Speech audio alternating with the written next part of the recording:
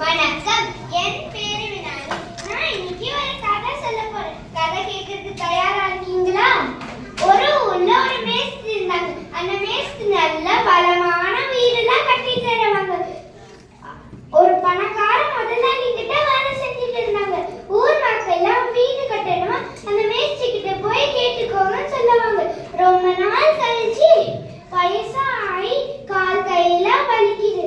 அந்த முதலாளி கிட்ட போய் கேட்டாங்க, ஐயா நான் ரொம்ப வேலை செஞ்சிட்டேன், எனக்கு வயசாகி கால் கையெல்லாம் வலிக்குதுன்னு சொன்னாங்களாம். அந்த முதலாளி யோசித்தாராம், சரி நான் உங்களுக்கு இன்னும் ஒரு வீடு மட்டும் கட்டி தரீங்களான்னு கேட்டாராம். அந்த மேஸ்திரி சொல்லிக்கிட்டு சரி ஆயான்னு சொல்லிட்டு வந்துட்டாராம்.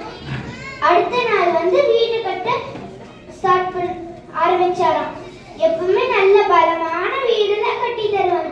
இன்னைக்கு மட்டும் வயசாயிடுச்சு, அதான் ஏதோ கையில கிடைக்கிற சாமான்லாம் வச்சு சீக்கிரமா கட்டி முடிச்சுட்டாங்களாம். அந்த முதலாளி கிட்ட போயிருக்க அந்த சாவி எடுத்து அந்த முதலாளி கிட்ட தந்துட்டாங்களாம். அந்த முதலாளி கேட்டாங்க, இவ்வளவு சீக்கிரம் முடிச்சிட்டீங்கன்னு.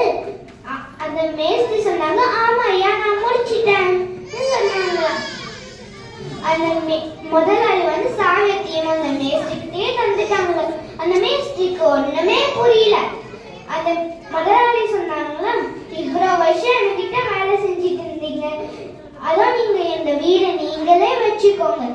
அந்த மேஸ்திரி ரொம்ப சோகமாயிட்டாங்களே, ஊர் மக்களுக்கு நல்ல பலமான வீடுலாம் கட்டி தருவோமே, நம்மளுக்கு கட்டுக்கிற வீடு மட்டும் நம்ம இவ்வளவு சுமாரா கட்டிட்டோமே. அதான் இந்த பழமொழி சொல்லுது, தூக்கி போட்டா தூணா இருக்கணும். அப்படின்னு ஒரு வேலை எடுத்தா நல்லா பண்ணுவீங்கன்னா அந்த வேலை எடுத்துக்கவே கூடாது. தமிழை நேசிப்போம், தமிழை பேசுவோம். நன்றி, வணக்கம்.